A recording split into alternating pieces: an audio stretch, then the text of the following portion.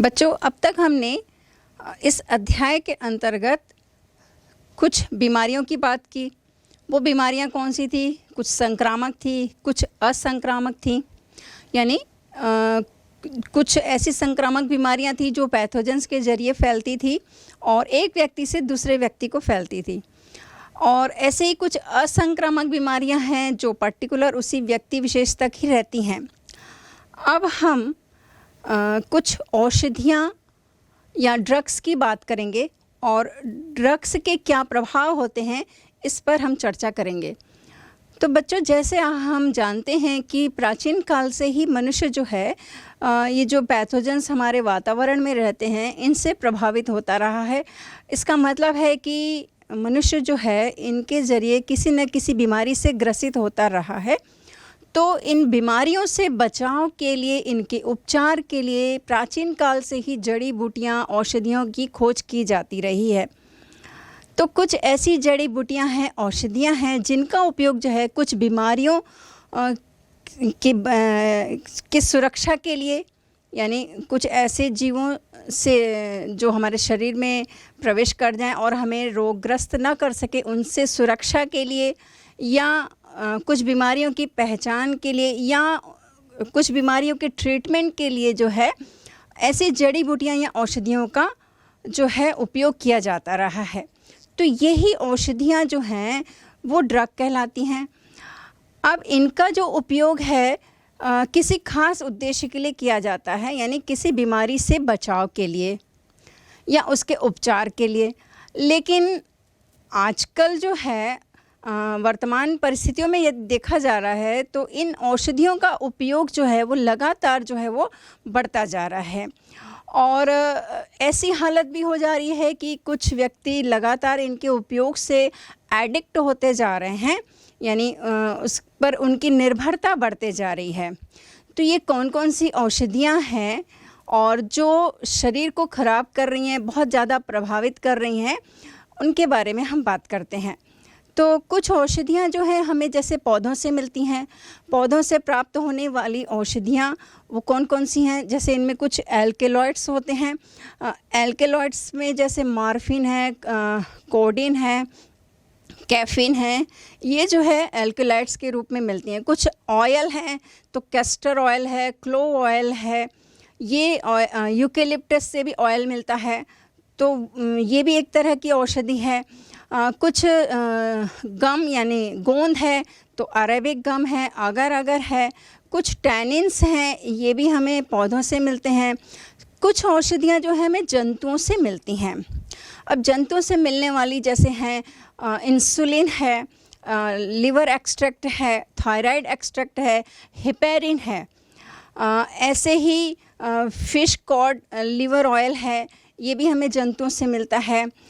तो इस तरीके से ये जंतुओं से हमें मिलती हैं। और कुछ ऐसे औषधियाँ हैं जो जिनसे यानी बैक्टीरिया और फंगस से, यानी सूक्ष्म जीवों से भी हमें प्राप्त होती हैं।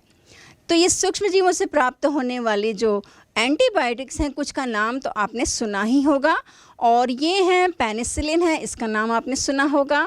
ऐसे स्ट्रेप्टोमाइसिन है, नियोमाइसिन है, क्लोरामफेनिकोल है, एरिथ्रोमाइसिन है। ये जो है ये माइक्रो ऑर्गेनिज्म से प्राप्त होती हैं। इस तरह से ये हमें पौधों से, जंतुओं से और माइक्रो ऑर्गेनिज्म से प्राप्त होने वाली औषधियाँ हैं।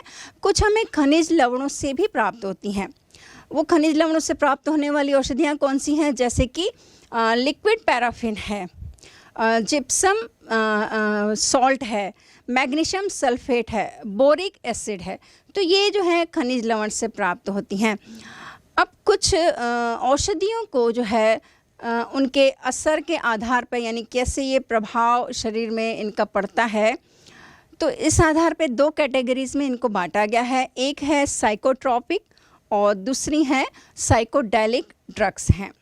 अब ये साइकोट्रॉपिक जो ड्रग्स हैं इसको भी 4 कैटेगरीज़ में बांटा गया है।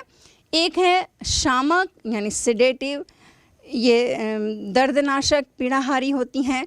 और कुछ ट्रैंक्विलाइजर्स हैं, कुछ ऑपेटिव नार्कोटिक्स हैं, और कुछ जो हैं स्टिमुलेंट है।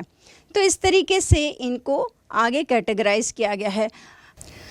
अब जो पहला प्रकार है वो सिडेटिव है, यानी ये पीड़ाहारी होती हैं। तो ये क्या करती हैं, ब्रेन को इनएक्टिव कर देती हैं। इससे बॉडी जो है निश्चिंत, सुस्त और स्वतंत्र हो जाती है। इसके जो उदाहरण हैं वो हैं वैलियम है, जेपाम है।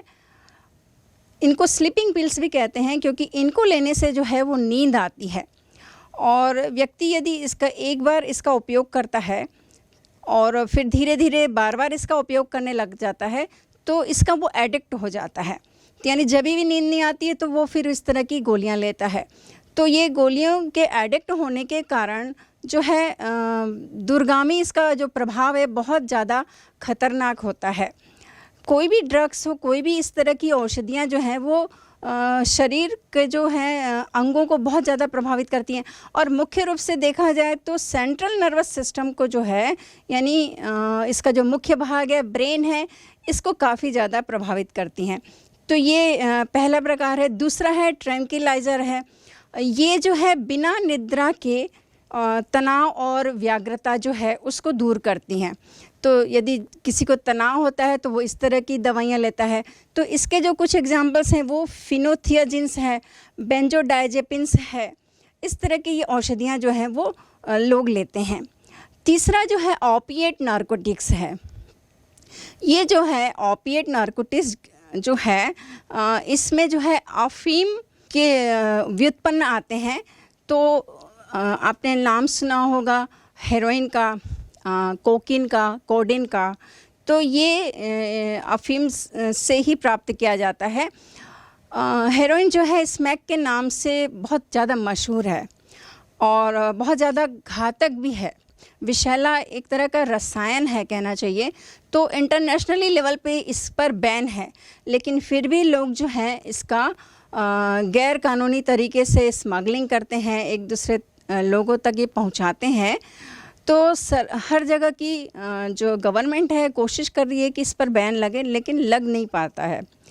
तो ये हेरोइन जो है ऐसा पदार्थ है जो अफीम का जो यानी पॉपी का एक पौधा है, उसकी एक स्पीशीज़ है, पेपेवर सोमनीफेरम है, उसके लेटेक्स के एक्सट्रैक्शन से प्राप्त किया जाता है और मॉर्फिन के एसिटिलाइजेशन से प्राप्त किया जाता है।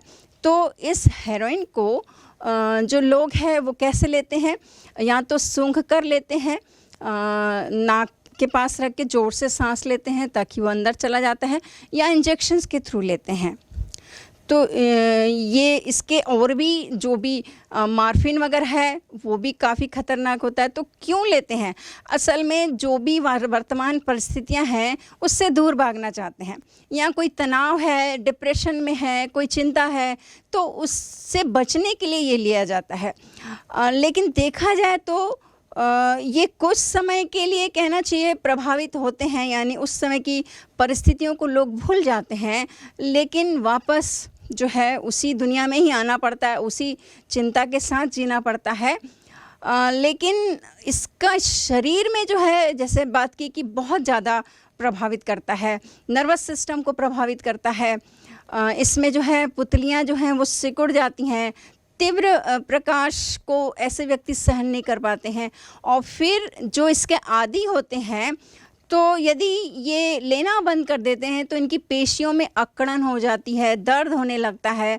तो इस तरीके से ये लगातार फिर उसके क्या हो जाते हैं, एडिक्ट हो जाते हैं, और धीरे धीरे शरीर ख़त्म होते जाता है। ख़त्म का मतलब उसकी कार्य क्षमता प्रभावित होगी, कम होते जाएगी। तो ये जो ओपिएट नारकोटिक्स है इसको लोग जो है निगल कर, सूंघ कर, इंजेक्शन के थ्रू जब लेते हैं तो इसका एक साइड इफ़ेक्ट क्या है। तो यदि इंजेक्शंस के थ्रू ले रहे हैं, जैसे हमने एड्स में बात की थी कि यदि डिस्पोजेबल सिरिंज का उपयोग किया जाता है तो इससे बचा जा सकता है। तो एक्चुअली में ऐसे जो लोग हैं जो इन ड्रग्स का उपयोग करते हैं तो इंजेक्शन के थ्रू लेते हैं। तो होता क्या है कि यदि वो डिस्पोजेबल नहीं रही, किसी की यूज्ड वाली रही, तो इससे एड्स और हेपेटाइटिस बी जैसे बीमारियों के होने के बहुत ज़्यादा चांसेस होते हैं। एक चौथा प्रकार और है, स्टिमुलेंट का है। ये जो है काफ़ी ज़्यादा ब्रेन को एक्टिवेट कर देता है। इसका मतलब है शरीर में काफ़ी ज़्यादा सतर्कता और जागने की क्षमता बढ़ जाती है। तो लोग क्या करते हैं, इस तरह के स्टिमुलेंट लेते हैं, इसको एज अ रिफ़्रेशर की तरह लेते हैं। तो इसमें है कोकीन है और कैफ़ीन आता है। तो चाय, कॉफ़ी में या अन्य पेय पदार्थों में इसको कोकीन और कैफ़ीन को लोग लेते हैं। तो कोकीन जो है एक सफ़ेद रवेदार पदार्थ है और ये कोकीन जो है कोका नामक पौधे से प्राप्त होता है। और ये कोका जो पौधा है वो दक्षिण अमेरिका का मूल पौधा है और इसकी शुरुआत भी कहना चाहिए वहीं से हुई। बहुत प्राचीन ज़माने से जो है वहाँ के लोग इसकी पत्तियों को, यानी कोका की पत्तियों को जो है वो चबाते थे, तो एक तरह का नशा आता था। धीरे धीरे ये जो है पूरे वर्ल्ड में फैल गया और अब तो बहुत ज़्यादा इसका उपयोग लोग करते हैं। भारत में सबसे ज़्यादा उपयोग जो है इनका ही किया जाता है। कोकीन है, कैफ़ीन है, मार्फिन है। तो ये उपयोग तो किया जाता है, लेकिन इसका शरीर में भी कितना ज़्यादा प्रभाव पड़ रहा है इस पर भी हमें ज़रूर सोचना चाहिए।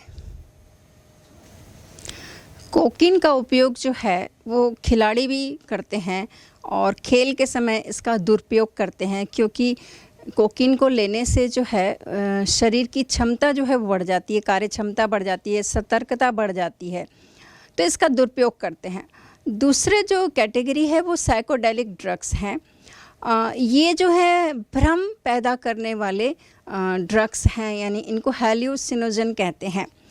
असल में ये मनुष्य के विचारों और उसकी भावनाओं को परिवर्तित करके, जो एक्चुअली कंडीशंस है उसको परिवर्तित करके उसमें भ्रम की स्थिति पैदा करते हैं।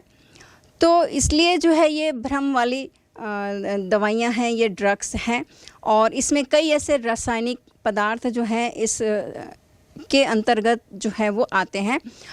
वो है कैनाबिस सटाइवा, भांग का जो पौधा है उसके बहुत सारे ऐसे उत्पन्न हैं, उससे निकालते हैं। तो कैनाबिस सटाइवास के जो पुष्प क्रम है यानी इन्फ्लोरेसेंस है, उससे ये कुछ के नाम जैसे कि मैरिजुआना है, हशीश है, चरस है, गांजा है, उनसे प्राप्त किया जाता है। ये जो है इसमें और LSD और पेपरेडिन है, ये भी आता है। LSD जो है वो एक तरह का नशीला पदार्थ है जो शराब से कम प्रभावशाली है। ये ब्रेन को अस्थायी रूप से प्रभावित करता है। इसमें जो है रोमांच और सनसनी पैदा होती है इसको लेने से। तो एक्चुअली LSD को लेने वाले जो हैं वो कम उम्र के विद्यार्थी, कम उम्र के लड़के लड़कियां इस ओर प्रेरित होती हैं कि पहली बार जो है इसको लेके देखें, यानी जिसको लेने से जो है रोमांच पैदा होता है, अद्भुत आनंद की प्राप्ति होती है, ऐसा वो युवा वर्ग सोचता है। तो उस सोचने के कारण जो है वो इस ओर प्रेरित होते हैं और एक बार जब ये लेना चालू करते हैं तो धीरे धीरे वो इसके गुलाम बन जाते हैं। तो ये इस तरीके का है। और ये LSD जो है वो कैसे प्राप्त किया जाता है, एक तरह का जो कवक है वो क्लेविसेप्स परप्यूरा है, उससे प्राप्त किया जाता है। तो ये हो गया। और एम्फेटामिन कह लें, बार्बियूरेट कह लें, बेंजोडाइजेपिन कह लें, ये जो कुछ दवाइयाँ हैं, यहाँ कहना चाहिए जो ड्रग्स हैं, दरअसल में इनका उपयोग जो है कुछ ऐसे पेशेंट हैं जो मानसिक रोग से ग्रसित हैं, कुछ डिप्रेशन वाले हैं, किन्हीं को नींद नहीं आती है, उनकी सहायता के लिए यानी उनके लाभ के लिए ये दवा दी जाती है। लेकिन कुछ लोग जो हैं इसका गलत उपयोग करते हैं, बार बार इसका उपयोग करने लगते हैं, नींद नहीं आई फिर वही ले लिया, तो इस तरीके से वो बॉडी जो है वो क्या हो जाती है, एडिक्ट हो जाती है। कई बार जो है धार्मिक अनुष्ठानों में है उसमें भी इसका उपयोग किया जाता है, कई उत्सवों में इसका उपयोग किया जाता है। तो वास्तविक उद्देश्य से न लेकर यदि किसी और तरीके से इन ड्रग्स का उपयोग किया जा रहा है तो ये जो है निश्चित रूप से एक समाज के लिए कहना चाहिए, युवा वर्ग के लिए, किशोर वर्ग के लिए जो है बहुत बड़ी समस्या है। और इस समस्या के लिए ही ये जो टॉपिक है अपना 12th के बायोलॉजी के सब्जेक्ट में रखा गया है। आप भी युवा पीढ़ी हैं, आप इस चीज़ को समझेंगे हर एक के बारे में जानेंगे, बेसिकली इनका जो है काम क्या होता है, ये किस तरीके से बॉडी को अफेक्ट करती हैं। तो जैसे हमने ऐसे कुछ औषधियाँ या ड्रग्स की बात की, ऐसे कुछ और भी नशीले पदार्थ हैं जिनका उपयोग जो है वो किशोर वर्ग और युवा पीढ़ी करती है। बड़े लोग भी करते हैं, प्रौढ़ावस्था के वृद्ध लोग भी करते हैं। जैसे आपने तंबाकू का नाम सुना होगा। तंबाकू जो है 400 साल से भी और बहुत पहले से जो है भारत में इसका उपयोग होता आ रहा है। ये तंबाकू जो है निकोटियाना टैबेकम नामक प्लांट है, उसकी सूखी पत्तियां हैं। तो इसको तंबाकू में निकोटिन रहता है, एल्कलॉइड्स होते हैं। तो इसको जो लोग हैं या चिलम में या सिगरेट में या बीड़ी में उसको लेते हैं, या फिर इसको जो है इसकी सूखी पत्तियों को ऐसे भी फक लेते हैं, या फिर पान के साथ इसको लेते हैं। तो ये जो इसमें जो निकोटिन है वो बहुत ज़्यादा ख़तरनाक है हमारे शरीर के लिए। अब इसकी बेसिकली बात करें तो तंबाकू में जो है इसके 300 से ज़्यादा रासायनिक पदार्थ पाए जाते हैं। तो ये रासायनिक पदार्थ जो हैं कौन कौन से हैं, जैसे हमने निकोटिन की बात की, कुछ एल्कलॉइड्स की बात की, पॉलीसाइक्लिक एरोमेटिक्स हैं, इसमें हाइड्रोकार्बन है, कार्बन मोनोऑक्साइड है। तो इस तरीके की ये जो रासायनिक पदार्थ हैं ये कैंसर को प्रेरित करते हैं। इनमें से जो 16 पदार्थ तो कैंसर को ही प्रेरित करते हैं, और इसमें जो कार्बन मोनोऑक्साइड है वो भी बहुत हार्मफुल है।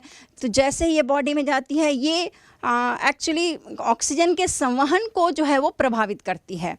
तो इस तरीके से ये तंबाकू भी एक नशीला पदार्थ है जो लोग लेते हैं, हर पीढ़ी के लोग लेते हैं इसको। अब इसका यदि प्रभाव देखा जाए, यानी बॉडी में ये कैसे किस तरीके से किन किन अंगों को प्रभावित करता है, तो मुख्य रूप से देखा जाए तो ये सेंट्रल नर्वस सिस्टम यानी कि ब्रेन को, और जो ट्रांसमिशन माने इम्पल्स ट्रांसमिशन है, यानी जो आवेग संचरित वाला मार्ग है उसको ये प्रभावित करता है। किडनी की ये क्रियाशीलता को बहुत कम कर देता है। और दूसरी बात जो है, तंबाकू को जिन लोग धुएं के रूप में लेते हैं, यानी स्मोकिंग के रूप में लेते हैं, सिगरेट में जैसे रहता है, तो स्मोकिंग करने वाले जो लोग हैं उनमें गले और लंग्स के कैंसर के चांसेस जो हैं वो बहुत ज़्यादा बढ़ जाते हैं। और जिन लोग चबाते हैं तंबाकू को तो उनमें मुंह का कैंसर हो सकता है। यदि प्रेग्नेंट लेडी ले रही हैं तो क्या हो सकता है, वो भी स्मोकिंग करती हैं, वो भी क्या है देखा देखी कर लिया, घर परिवार में कर रहे हैं तो कर लिया, तो वो प्रेग्नेंट लेडी के जो गर्भस्थ शिशु है उसको बहुत ज़्यादा नुकसान हो सकता है, उसका विकास रुक सकता है, उसमें कहना चाहिए कि प्री मैच्योर डिलीवरी हो सकती है, और इवन गर्भस्थ शिशु की डेथ भी हो सकती है। तो ऐसे जो है बहुत ज़्यादा इसके हानिकारक इफ़ेक्ट हैं। और आमाशय को भी बहुत ज़्यादा ये प्रभावित करता है। तो आमाशय में क्या है, इसकी अम्लता बढ़ जाती है। जैसे मुंह में लोग रखे रहते हैं तो लार का सिक्रेशन बढ़ जाता है, आमाशय में उसकी अम्लता बढ़ जाती है, तो जिसके कारण अल्सर होने का चांसेस जो है वो बहुत ज़्यादा बढ़ जाता है। तंबाकू जो है वो एड्रिनल ग्लैंड को भी प्रेरित करता है, एड्रिनलिन हार्मोन ज़्यादा सिक्रेट करने के लिए। और ये एड्रिनलिन क्या करता है, हार्ट रेट को बढ़ा देता है, ब्लड प्रेशर को हाई कर देता है। असल में जब भी कोई व्यक्ति जो है सिगरेट का पैकेट खरीदता है तब साफ साफ तौर पर उस पर जो है वो स्वास्थ्य के लिए हानिकारक है, ये कानूनी चेतावनी जो है उस पर लिखी रहती है, लेकिन हर एक व्यक्ति की उस पर नज़र जाती है। लेकिन उस चेतावनी को दरकिनार करके फिर भी जो है लोग क्या करते हैं, स्मोकिंग करते हैं, वो निकोटिन लेते हैं, तंबाकू लेते हैं। असल में ये लेने से फिर इम्यून सिस्टम भी इफ़ेक्ट होता है। हमने अभी प्रतिरक्षा तंत्र की बात की है तो पिछले वाले पार्ट्स में, तो प्रतिरक्षा तंत्र यदि वीक हो गया तो और जो बीमारियां हैं, मतलब और जैसे टीबी हो सकता है, जैसे हमने अभी कैंसर की भी बात की है, डिसेंट्री है, कोलरा है, निमोनिया है, ये जो है ये और बीमारियां के होने के चांसेस जो हैं वो बहुत ज़्यादा बढ़ जाते हैं। तो इस तरीके से ओवरऑल देखा जाए तो ये नशीले पदार्थ जो हैं एक तरह से अपने शरीर को ख़राब करने वाले ही होते हैं, लेकिन युवा पीढ़ी जो है बार बार इससे अट्रैक्ट होती है और फिर इसकी एडिक्ट हो जाती है। अब हम एक और नशीले पदार्थ की बात करते हैं। वो नशीला पदार्थ क्या है, अल्कोहल है। अल्कोहल को है शराब के रूप में लेते हैं। अब ये मेन रूप से जो है एथाइल अल्कोहल को लिया जाता है। ये शराब जो है एक तरह का नशा है, लोग मानते नहीं हैं। हालांकि इसको लेने से जो है वो तुरंत 1 मिनट में जो है वो आमाशय में अवशोषित कर लिया जाता है और फिर ये ब्लड सर्कुलेशन के जरिए हर जगह पहुंच जाता है और इसको पीने के बाद तुरंत जो है बेहोशी सी आने लगती है, नींद आने लगती है। एक तरह का कहना चाहिए जो नशा है, लेकिन वो माना जाए तो एक तरह का विष है, जहर है। वो किस तरीके से, ऐसे कुछ लोगों ने इस पर एक्सपेरिमेंट भी किया। 1% अल्कोहल में यदि एक फेराटीमा यानी केचुआ को यदि डाल के रखा तो वो कुछ समय पश्चात वो मर गया, तो उसके इफ़ेक्ट को देखा जा सकता है। तो ये अल्कोहल जो है वो शराब जो है ताड़ी, ब्रांडी, शैम्पेन, रम, तौड़ी आदि रूप में ली जाती है। और इसमें जो है अल्कोहल का यानी एथाइल अल्कोहल का जो परसेंटेज है वो भी अलग अलग रहता है। तो जैसे कि ताड़ी है उसमें जो है 5% रहता है, बियर है उसमें 3 to 5% रहता है, यदि वाइन की बात करें तो उसमें 15% रहता है, और यदि रम की बात करें तो 50 से 60% अल्कोहल जो उसमें रहता है, जो सबसे ज़्यादा है। तो इस तरीके से जो है वो एथाइल अल्कोहल लिया जाता है और शरीर को ये प्रभावित करता है। तो ये जो एथाइल अल्कोहल है ये नेचुरली नहीं पाया जाता है, प्रकृति में प्राकृतिक रूप से नहीं पाया जाता है। जैसे हमने और की बात की थी, अफीम की बात की थी, हमने भांग वाले पौधे की बात की थी कि उनसे एक्सट्रैक्ट करके निकाला जाता है। तो ये अल्कोहल जो है नेचुरली नहीं मिलती है। तो इसको बनाया कैसे जाता है, इसका प्रिपरेशन कैसे किया जाता है? तो जैसे गेहूँ है, जौ है, ओट है, आलू, गुड़, अंगूर है, पाम जूस है, महुआ के फूल हैं, इनमें कार्बोहाइड्रेट होता है और इनके जो कार्बोहाइड्रेट है इसमें एक प्रक्रिया कराई जाती है किण्वन की, यानी फर्मेंटेशन की क्रिया कराई जाती है, जिस प्रक्रिया के ज़रिए जो है ये अल्कोहल तैयार होता है।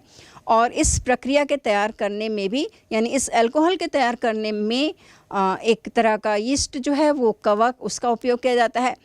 दरअसल देखा जाए तो ये यीस्ट जो है इसका ये एनारोबिक रेस्पिरेशन है।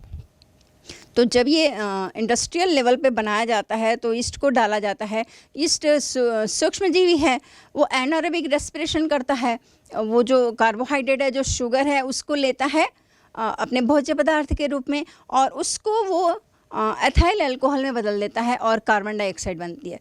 तो कार्बन डाइऑक्साइड तो गैस है, वो उड़ जाती है। एथिल अल्कोहल जो है वो द्रव के रूप में जो है वो शेष रह जाता है।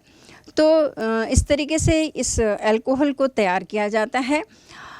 शुद्ध रूप में जो है इसमें जल नहीं होता है, यानी परिशोधित करके अल्कोहल को बनाया जाता है, लेकिन फिर धीरे धीरे इसमें जो है जल की मात्रा मिलाई जाती है।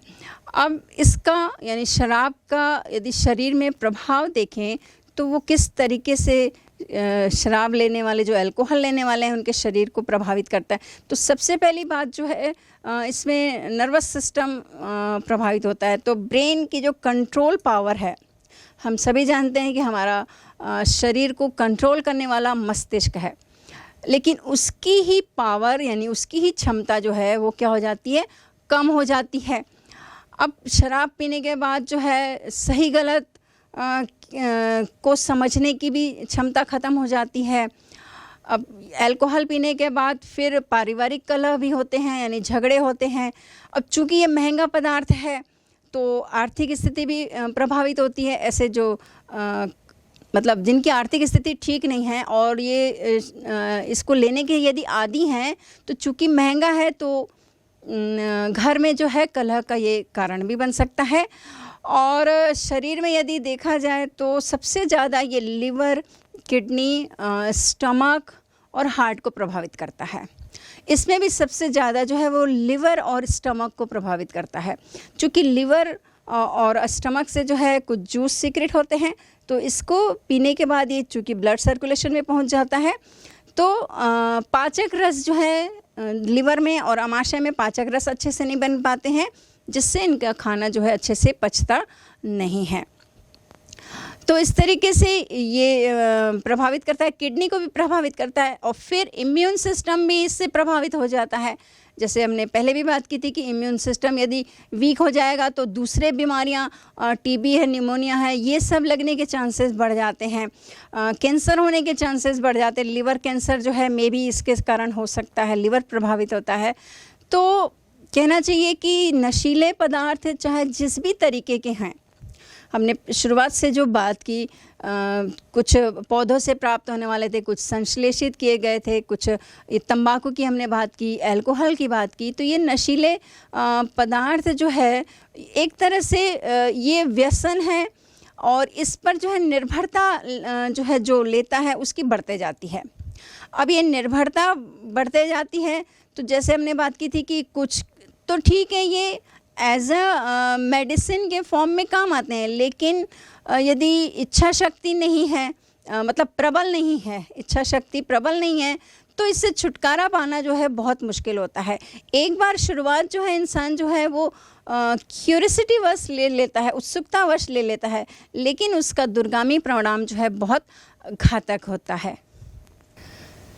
शराब पीने से जो है अपराध भी बहुत ज़्यादा होते हैं और आपने देखा होगा कि रोड एक्सीडेंट्स भी जो है वो शराब पीने के कारण यदि ड्राइव कर रहे हैं तो वो ज़्यादा होते हैं।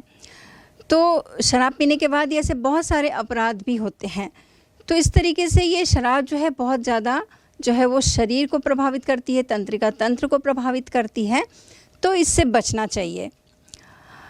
अब हम देखते हैं कि जो किशोर वर्ग है, युवा वर्ग है, वो क्यों इनके प्रति अट्रैक्ट होता है, क्यों ड्रग्स को लेने के लिए वो प्रेरित होता है, कैसे वो आकर्षित होता है।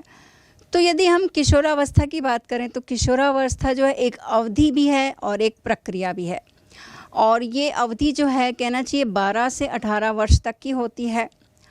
अब इस उम्र में बहुत सारे जो हैं वो शारीरिक कह लो, व्यावहारिक कह लें, मानसिक कह लें, मनोवैज्ञानिक कह लें, तो ये बहुत सारे जो है परिवर्तन आते जाते हैं बॉडी में।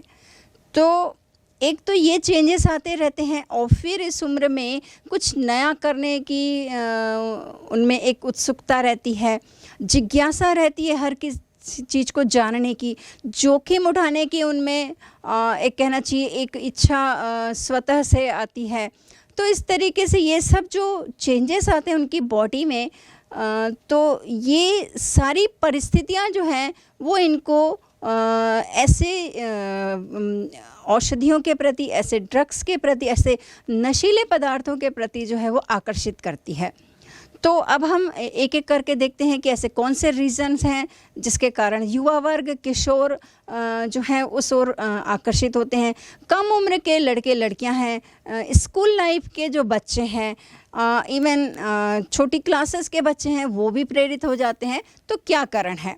तो सबसे पहला जो कारण है वो क्यूरियोसिटी है, उत्सुकतावश है। तो जैसे हमने पहले ही बात की ना कि उसको वो जानना चाहते हैं, चखना चाहते हैं, देखना चाहते हैं वो है क्या चीज़। तो इस वर्ष वो लेने का साहस करते हैं और फिर एडवर्टाइज भी बहुत सारे आते हैं, चाहे समाचार पत्र हो, टेलीविज़न हो। यदि वो मूवी कोई देखते हैं तो उसमें भी यदि कोई पी रहा है, कोई ले रहा है, तो उसको भी देख के जो है वो क्यूरियस होते हैं उसको लेने के लिए। तो ये उत्सुकतावश हो गया। फिर क्या है कि अद्भुत आनंद की प्राप्ति। तो ऐसी किशोर वर्ग में धारणा है कि इसको लेने से अद्भुत आनंद मिलता है, लेकिन ये धारणा वास्तविक नहीं होती है। लेकिन उसको लेने के लिए जो है चूँकि कुछ ऐसे पदार्थ नशीले हैं कि वास्तविक स्थिति से दूर चले जाते हैं, रोमांच पैदा हो जाता है, सनसनी पैदा हो जाती है बॉडी में, तो इसलिए उसके लिए जो है ये उस ओर आकर्षित होते हैं कि लेके देखते हैं। फिर कुछ जो है निराशा या किसी को चिंता रहती है तो उसको दूर करने के लिए लेते हैं। कुछ ऐसे जो है सामाजिक दबाव के कारण लेते हैं, मतलब किसी पार्टी में गए तो उसको फोर्स किया जाता है कि तुम ये लेके देखो, तो उसके कारण भी जो है वो लेना स्टार्ट करता है और फिर धीरे धीरे उसको वो एडिक्ट हो जाता है। कुछ जो है ऐसा सोचते हैं कि इसको लेने से कार्य क्षमता बढ़ जाती है। तो ऐसे कुछ हैं मतलब ड्रग्स जिसके लेने से जो है ब्रेन की सतर्कता और जागने की क्षमता बढ़ जाती है। तो खिलाड़ी जैसे लेते हैं कोकीन का ड्रग लेते हैं, तो इस तरीके से वो सोचते हैं कि कार्य क्षमता बढ़ जाएगी तो ये ले लेते हैं। कुछ सोचते हैं कि दर्द है बॉडी में तो उससे राहत के लिए ले लेते हैं, आराम पाने के लिए लेते हैं। कुछ ऐसा सोचते हैं कि इसको लेने से जो है वो सर्व सुविधा संपन्न व्यक्ति माने जाएंगे, समाज में उनकी प्रतिष्ठा रहेगी, तो इस कारणवश लेते हैं। तो ये ऐसे कुछ रीजंस हैं जिसके कारण जो है वो किसी नशीले पदार्थ को लेने की शुरुआत होती है।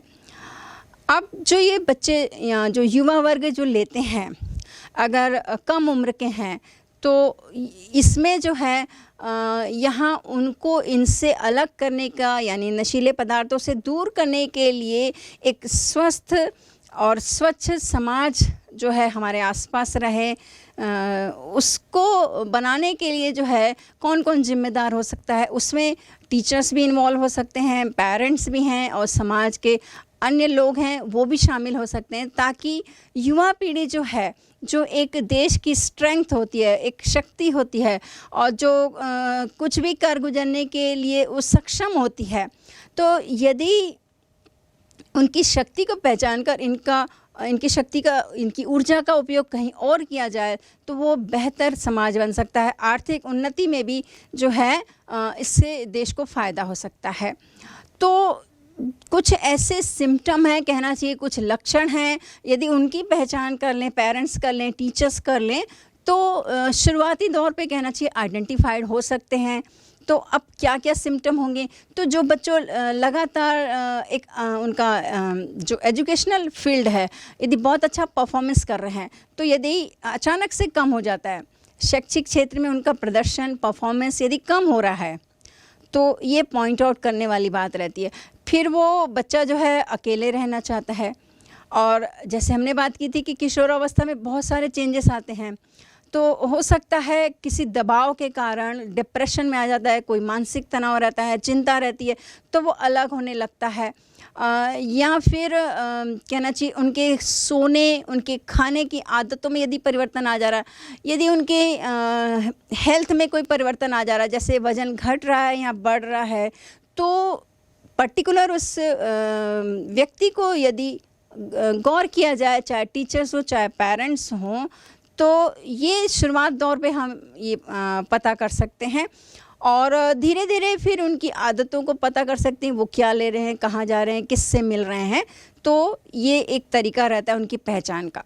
अब ओवरऑल हमने जो बात की थी कि ऐसे बहुत सारे नशीले पदार्थ जो हैं जो युवा वर्ग लेते हैं, अब इसकी रोकथाम कैसे करें। अभी तो हमने ये लक्षणों की बात की कि क्या क्या सिम्टम हो सकते हैं, क्या क्या दिखते हैं उनमें। ऐसे वाले बच्चे जो हैं, कॉलेज स्कूल वाले जो हैं, वो एब्सेंट भी रहते हैं ज़्यादातर, क्योंकि इधर उधर जाते हैं। तो रोकथाम कैसे करें, तो सबसे पहले जो है पेरेंट्स का एक प्रेशर रहता है बच्चे पर कि उनकी जो क्षमता है उसको वो बाहर निकालना चाहते हैं, मतलब कि उनके जो परफॉर्मेंस है वो बेहतर रहे। तो वो एक तरह से एक प्रेशर फील करता है और उस प्रेशर में जो है हो सकता है वो मानसिक दबाव को महसूस करे और फिर हो सकता है वो डिप्रेशन में चला जाए। और डिप्रेशन में जाएगा तो फिर क्या होगा, वो निश्चित रूप से ऐसे कुछ नशीले पदार्थों की ओर आकर्षित हो सकता है। तो ऐसा दबाव जो है बच्चों को ना दिया जाए कि एक्स्ट्रा एफर्ट्स करें वो। तो इस तरीके से उनको इस तरह की शिक्षा दी जाए, वो टीचर्स के ज़रिए दी जाए, पेरेंट्स के दिए जाए, उनकी काउंसलिंग की जाए, परामर्श दिया जाए और फिर उनकी ऊर्जा को किसी और डायरेक्शन में भी लिया जा सकता है। जैसे उनके कोई हॉबीज़ हैं, पेंटिंग है, डांसिंग है, म्यूज़िक है, कुछ और गेम्स हैं, उनको गेम्स खेलना पसंद है, तो पढ़ाई के साथ साथ बच्चे यदि कुछ और एक्टिविटीज़ भी करते हैं तो डेफिनेटली वो क्या रहते हैं, उनका एक बिजी शेड्यूल रहता है। तो ये एक तरीका है किशोरावस्था के बच्चों को संभालने का, क्योंकि ये उम्र बहुत नाजुक होती है, तो इस उम्र में ही बच्चे जो हैं बहुत जल्दी वो आकर्षित हो जाते हैं। फिर जो आस पड़ोस के लोग हैं या उनके जो साथी लोग हैं, यदि मान लो कोई बच्चे ने देख लिया और पेरेंट्स को आके बता रहे हैं, तो उनकी मदद से भी क्या किया जा सकता है, उनके अंदर जो प्रॉब्लम्स हैं उनको सुन के सॉर्ट आउट किया जाए, तो भी एक ये तरीका हो सकता है, क्योंकि वो जिस प्रॉब्लम को फेस कर रहे हैं, हो सकता है वो प्रॉब्लम यदि सॉल्व हो गई तो फिर कहना चाहिए वो एक जो मानसिक तनाव है उससे वो उबर जाते हैं। एक ये तरीका हो गया। और फिर आसपास के लोग भी इस तरीके के रहें कि जो मतलब इससे अवॉइड कर रहे हों। और बेहतर है कि हम अपने घर के बच्चों को इस तरीके से प्रेरित करें, स्वच्छ स्वस्थ वातावरण निर्मित करें। और फिर यदि मान लो कोई बच्चा इस ड्रग लेने के दलदल में यदि फंस चुका है, तो फिर एक ट्रीटमेंट होता है, यानी कहना चाहिए कि मेडिकल ट्रीटमेंट होता है। तो वो एक साइकोलॉजिस्ट और साइकियाट्रिस्ट की मदद से जो है उनको इनसे छुटकारा दिलाया जा सकता है। लेकिन ये सारे काम जो हैं बहुत स्लोली होते हैं, बहुत धीमी गति से होते हैं और पेशेंसली होते हैं।